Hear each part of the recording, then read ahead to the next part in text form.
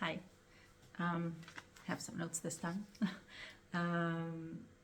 So this week is Parashat Vayechi, and we're starting with talking about Yaakov's life and the blessings he gives his children.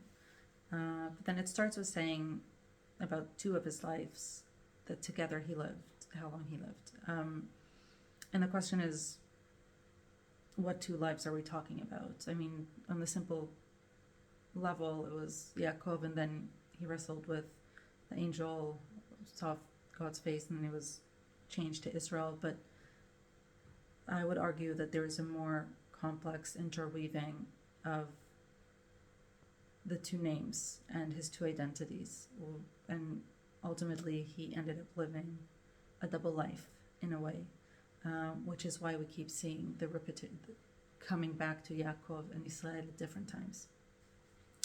And to understand this, we need to go back to when he gets his name, Israel, to start with, which is the wrestling with the angel before he meets Esav. And at that point, he is told that his name will be Israel because he had wrestled with God and wrestled with men, and he has prevailed. So he gets conditions for what he needs to do in order to become this new person, Israel. And at that point, the process, it appears to us as if that's when he gets his name, which it is when he gets his name being told to him, this is who you will become. But at that point is when the tests start. That's when his process of really figuring out his identity and shedding his past identity, that's when his internal turmoil really, really starts to take hold on his life. And he needs to step up and become someone he had never been before. And we see a shift in his behavior when he meets Esav, and the encounters he has after that as well. And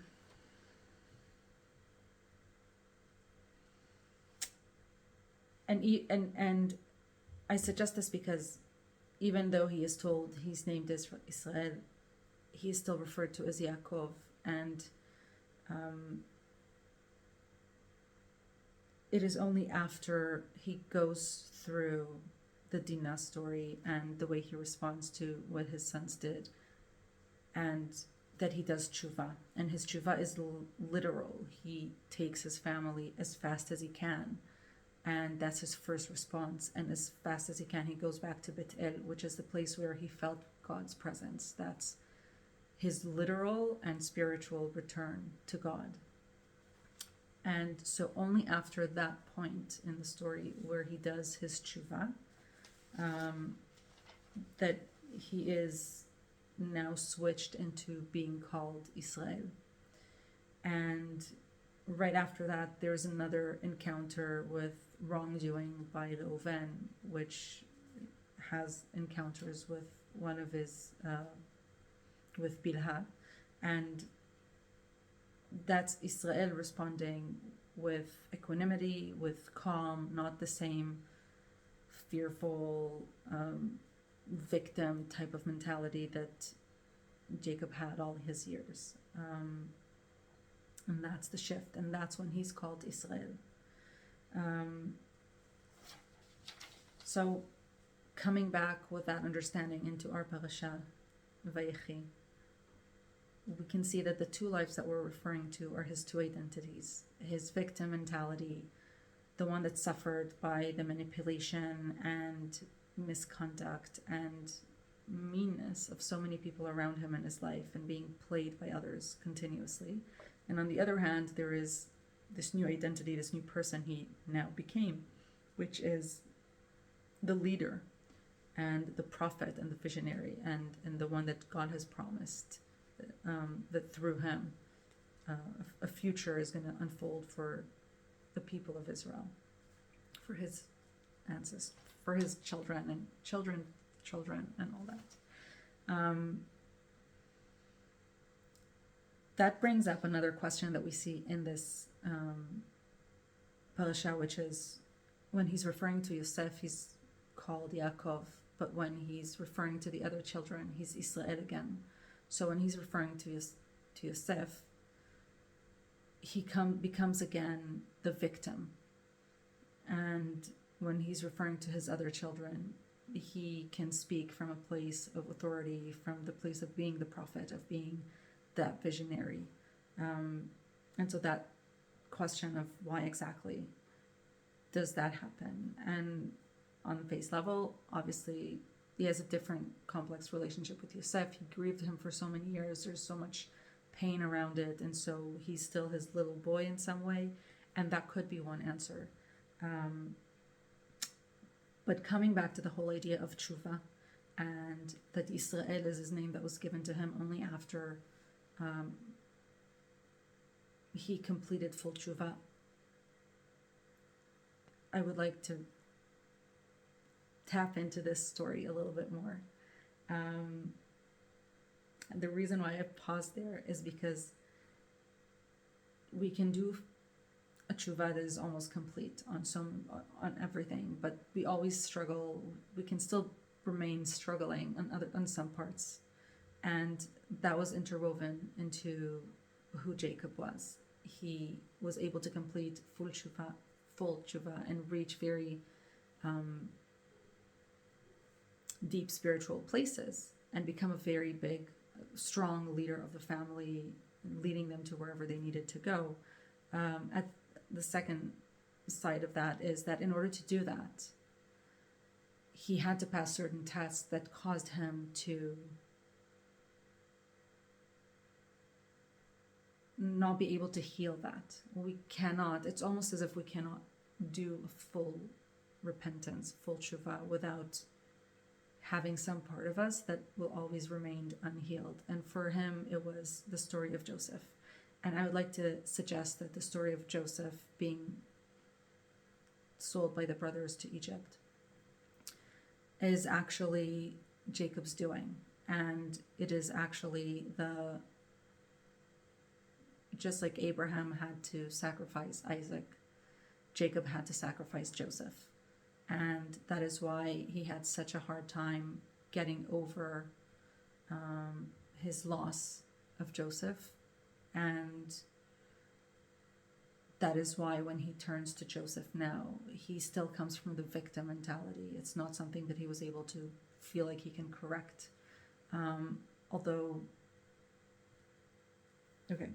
Before the although, so I'll explain what I mean.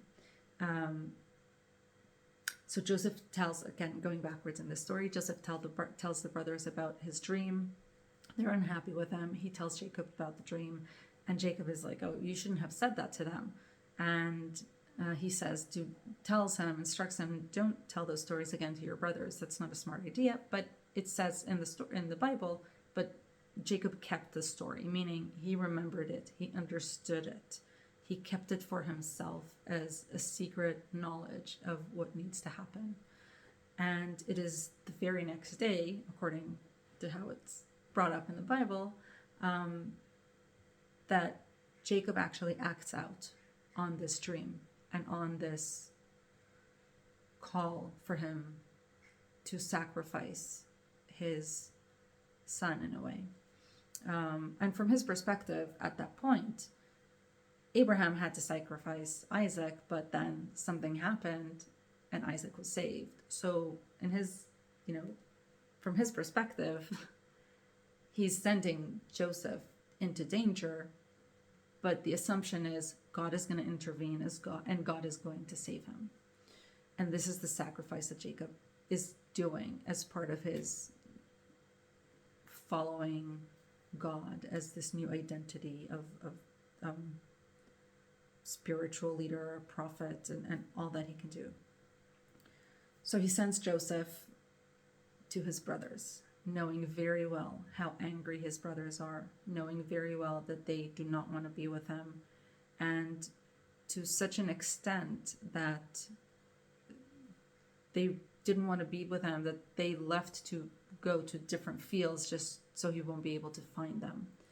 And Jacob, which was a very wise man, would not have sent Joseph to spy after his brothers, knowing the amount of tension that there is brewing there, if it wasn't for God's call to have this sacrifice done, Joseph's sacrifice. What he didn't anticipate is that his children are going to come back with lying, saying that he had died. And so his mourning was so deep and so prolonged, because he wasn't just mourning the loss of Joseph. He was mourning almost a crisis of faith in God. And how could it be that if he had somehow stopped Abraham from causing harm to his son Isaac, how could it be that he didn't intervene here for Joseph? He didn't know at that point that God had intervened through Judah and sent Joseph to exactly where he was meant to go. It took many, many years for that part of the story to unfold. And so what we see here again in our parasha is that Jacob is becoming the victim. He's Jacob again. He can't let go of that. Whenever that issue comes up, it's a deep, painful experience of him needing to confront the fact that he had to sacrifice his son and go through and put his son through so much challenge, just because that was what God had told him to do. And at the same time, the fact that despite all the challenges and that it took so long, it was the two sons, Ephraim and Manasseh, are for Jacob a gift of repentance from God to him, a promise that they will have children and grandchildren and all that. And so what Jacob does as his own correction is